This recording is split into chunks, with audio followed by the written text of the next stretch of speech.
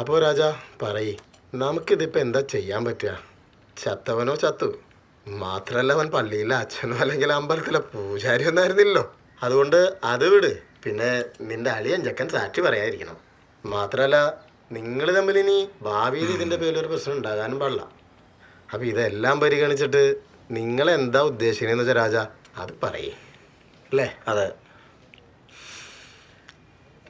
ഒരു 35 ലക്ഷം രൂപയുണ്ടെങ്കിൽ നമുക്ക് ഈ പ്രശ്നം തീർക്കാം. തോമസേ, 35 ലക്ഷം രൂപ വക്കീലെ? ഇത് 35 ലക്ഷം എന്നൊക്കെ പറഞ്ഞ രാജാ കുറച്ച് അധികമല്ലേ? ഒന്ന് ആലോചിച്ച് നോക്കിയത്. ഒരു കൂടുതലില്ല വക്കീലെ. ഇവൻ മേരിലും മുറിച്ചതിന്റെ കേസിനല്ലോ. അല്ല അതറിയാം, ഒരുത്തനൊക്കെ ഒന്നതിന്റെ കാര്യത്തിനല്ലേ. പോരാത്തന്നെ അനീസിന്റെ അളിയൻ വേണ്ടി 2 പ്രാവശ്യം ഇവനെ പണിയാൻ വേണ്ടി വന്നതാണ്. അവർക്കും കൂടി എന്തെങ്കിലുമൊക്കെ കൊടുത്ത് ഒഴിവാക്കാൻ പറ്റുന്നുണ്ടെങ്കിൽ നമുക്ക് നോക്കാം. അവന്മാരുടെ കാര്യങ്ങൾ ഞങ്ങൾ നോക്കിയോളാം. പിന്നെ നമ്മളെന്തിനാ? നീ വാടാ രാജാ. ഇരിക്കണ്ടേ രവി? നിങ്ങൾ അവന്മാരുടെ പ്രശ്നം നിങ്ങൾ തന്നെ ഹാൻഡിൽ ചെയ്യ്. ഈ 35 എന്നുള്ളത് എന്തെങ്കിലും തത്തിത്ത. തോമസേ ഞാൻ പറയട്ടെ, ഇത് എവിടെ നിന്ന് എടുത്തിട്ട് തരാനാന്ന്? വക്കീലെ 30 ലക്ഷം രൂപ, വേറെ വർത്താനൊന്നുമില്ല. അല്ല ഈ പൈസ പിടിച്ചിട്ട് അവന്മാരെ നമുക്കിട്ട് പണിയാമെന്നല്ല. അമ്മ വരില്ല. നിന്റെ ആളിഞ്ഞൊക്കെ ഞങ്ങൾക്ക് എത്ര സാക്ഷി പറയില്ലെന്ന് എനിക്ക് ഉറപ്പുണ്ടാ? വക്കീലെ കാര്യങ്ങൾ എന്താണെന്ന് വെച്ചാൽ തീരുമാനിച്ച് വിളിച്ചു പറഞ്ഞാൽ മതി. നീ വാടേ കാണടാ.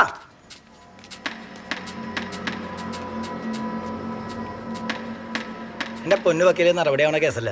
ഈ കണകുണിയും പരിപ്പൊക്കെ 3 സെന്റ് കോളനി താമസിക്കുന്നതാ. ഇവന്റെ അപ്പം കർണാടകയിൽ എന്ന് പറയാ കാര്യമുള്ളൂ. 10ന്റെ പൈസയില്ല. ആ പെൺകൊച്ചിനെ ഞാൻ നിങ്ങളോട് പറഞ്ഞാലേ അവിടെയൊക്കെ ആ പെൺകൊച്ചിനെ ഇടിയാനായിട്ടുള്ള വീട് കൊടുക്കാൻ നിൽക്കുക. ഇതിപ്പോ നമ്മുടെ കാര്യം.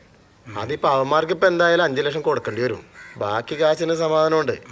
കേസിന്റെ വിസ്താരവും വിധിയൊക്കെ ആയിട്ട് കൊടുക്കാം. എന്നാലും പെട്ടെന്ന് ഇങ്ങനെ 5 ലക്ഷം രൂപ എന്നൊക്കെ പറയുമ്പോ വേറെ നിവൃത്തിയൊന്നുമില്ല പെപ്പേ.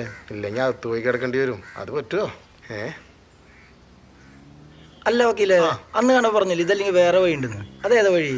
ഞാനെന്ന് പറഞ്ഞ കഴിഞ്ഞ തവണ കണ്ടപ്പോ. അതോ? അതെന്റെ തോമസ് ഞങ്ങൾ വക്കീലന്മാരൊരു ഒഴുക്കിന് പറയണതല്ലേ. ഒരു വഴിയില്ല.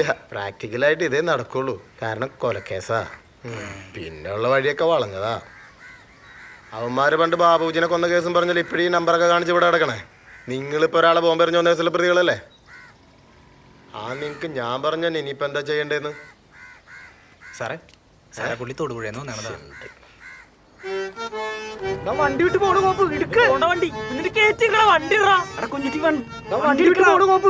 വണ്ടി പോളന്നില്ല കൂപ്പ് തന്നെ എന്റെ അമ്പ സത്യം ഇതാണെന്ന്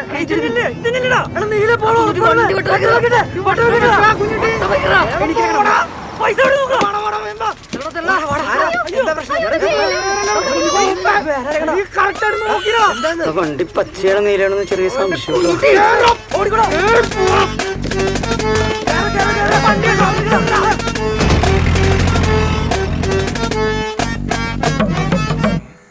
എടാ ഈവൻ്റെ നാരി നമുക്ക് കൊട്ടേഷൻ എന്നുണ്ട് ഭാര്യ ഉണ്ടല്ലോ, ഓസ്ട്രേലിയ ടിങ്കിൾ ഡോഫ് നടന്നിട്ടിരിക്കണേ.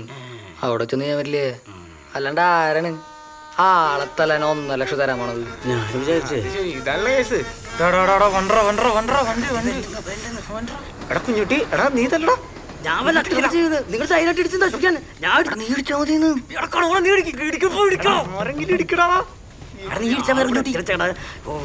നമുക്കൊന്ന് പ്രാർത്ഥിച്ചിട്ട് നീ ഒന്ന് പോയിടിച്ച് തീരുമാനിക്കണം.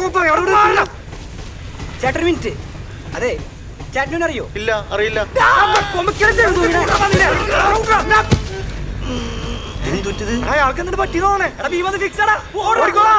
ജനിച്ചേട്ടാ ചേട്ടാ ഒന്നും പറ്റില്ലട്ടാ, ഒന്നും പറ്റില്ലട്ടാ, ഒന്നും പറ്റില്ല ചേട്ടാ, ഒന്നും പറ്റില്ലട്ടാ. അങ്ങനെ എളുപ്പത്തിൽ പൈസ ഉണ്ടാക്കാനുള്ള 2 പരിപാടി നൈസായിട്ട് അങ്ങോട്ട് പാളി.